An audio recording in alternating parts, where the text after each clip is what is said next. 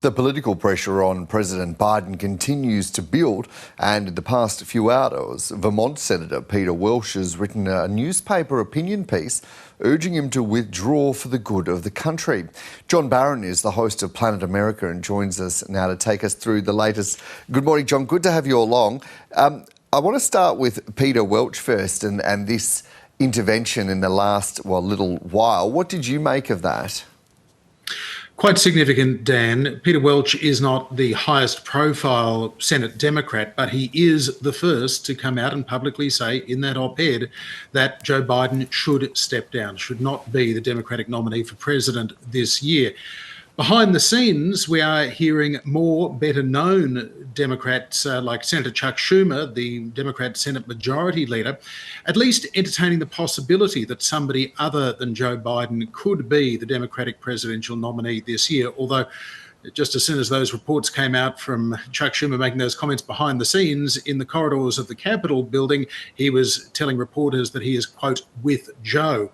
So there is this disconnect between the reports of what's being said by worried Democrats behind the scenes amongst themselves in virtual and face-to-face meetings, and then what they're prepared to say publicly at this stage. But we should also bear in mind, Dan, that public restraint is about trying to encourage Joe Biden to make the decision that the majority of Democrats seem to want, which is to bow out. Well, and that was certainly what came across when Nancy Pelosi was speaking, wasn't it? There wasn't a full endorsement, or it didn't appear to be a full endorsement there, but more her saying, actually, he's got to make this decision for himself, whatever that be, which, of course, leaves open that question mark.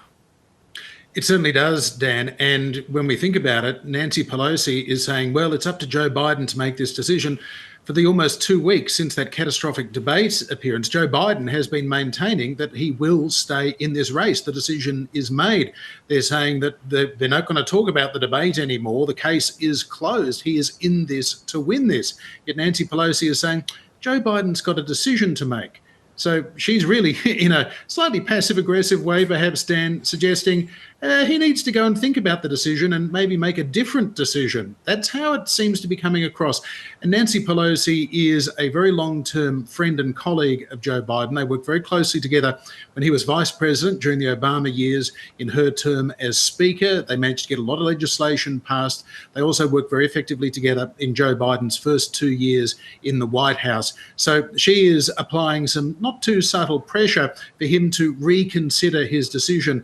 And it's not just the drip, drip, drip of senior Democrats coming out now suggesting that Biden should consider dropping out.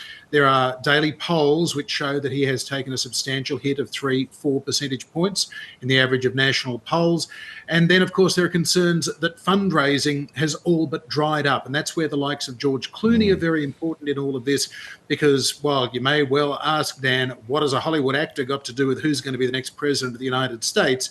Well, Hollywood actors can raise hundreds of millions of dollars for the Democratic Party. And if they decide they're not going to put their money on Joe Biden, then Democrats up and down the ticket have got a big problem. Well, and of course, Hollywood has been seen as a stronghold for the Democrats as well. So going to that intervention from George Clooney, also in an opinion piece, what did you make of that? I suppose defenders of President Biden would say, look, there's no news in this when George Clooney talks about Biden's appearance at that fundraiser in California back in June. That was in the middle of a particularly hectic 2 or 3 weeks where Joe Biden was shuttling between the United States and Europe. He was there in early June in Europe for the anniversary of the D-Day landings. Then he was back for a G7 meeting, but he popped back to the United States, perhaps ill-advisedly, to attend this particular fundraiser hosted by George Clooney and Julia Roberts, another actor. That was the reason that the Biden campaign gave for the president's lackluster performance 2 weeks ago. He was still jet-lagged. He was suffering a cold. He was having too busy a schedule. So that's one excuse, I suppose, for George Clooney saying that Joe Biden was just as bad at that fundraiser as he was in that debate almost 2 weeks ago. But if George Clooney and others who do bundle significant amounts of money for Democratic candidates, including Joe Biden, start to put pressure on the Democrats to say, well, it's not just Joe Biden we're not going to support. We're going to withhold money from Democrats up and down the ticket if you don't come out publicly and say what we're saying, that Joe Biden is not up to the task of being president for another 4.5 years. And John, something changes, doesn't it, when we start to have this kind of speculation on these calls being made very publicly by Senator Welsh, or even the comments from Nancy Pelosi not completely locking him in as president, and then this from a very key fundraiser as well.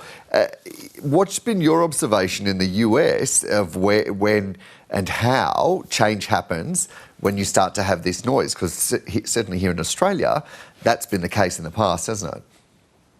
Certainly, Dan, the best analogy is probably the dam wall. Cracks appear, water starts to trickle out, and then suddenly, whoosh, it all comes down and you have a catastrophe. And there has been a sense for days now that that dam wall of Democratic support for Joe Biden could be about to break. He and his campaign have done as much as they possibly could to try and shore up that wall of support.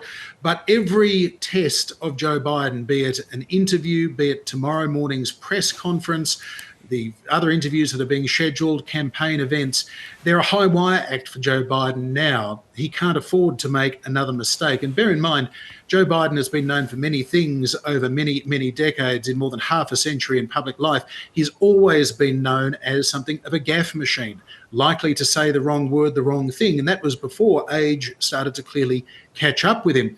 But Joe Biden has also been, since the age of 7, telling people that he wanted to be president of the United States, Dan. He was saying this in the 1940s, at a time when people thought that was ridiculous, because at 7, Joe Biden had an almost crippling stutter.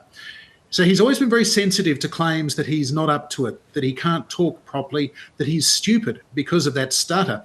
So we're seeing now a really interesting psychological moment for Joe Biden, who's wanted to be president, who's wanted to prove that he is clever, that he is capable, that he can speak properly. This is at a pretty personal level as well as a very political level for Joe Biden. So it's no surprise to me that he is really digging in on this occasion. And the question now is, Dan, who around him is going to say, maybe your critics this time finally have a point, and maybe at the age of 81, it is time to acknowledge that you're not up to the job. That's an extraordinary psychological weight that President Biden, going right back to his childhood. Just finally, what about Donald Trump in all of this? Because he seems to be, well, on one hand lying low, but then when he does come out, it's to point out all the concerns that the Democrats seem to hold as well about Joe Biden. Well, Donald Trump has had an extraordinary month, starting with the decision from the Supreme Court of the United States to find that he enjoys partial immunity from prosecution. He also had his own criminal conviction at the start of the month in that New York hush money case. Then he had that debate performance where, if Joe Biden hadn't been so terrible, people would have been talking a lot more about the 36 lies that Donald Trump provably told on that debate stage. So he has certainly been living a charmed political life for the last month. The old saying goes, Dan, that when your opponent is setting themselves on fire, you should just stand back and enjoy the warmth. Well, that's what Donald Trump has been doing for the last few weeks. He made one rally at his golf club in Florida yesterday with some supporters, but he's really been quite happy for Democrats to be tearing themselves apart at the moment. Next week, Donald Trump returns to the spotlight with the Republican nominating convention in Milwaukee, Wisconsin.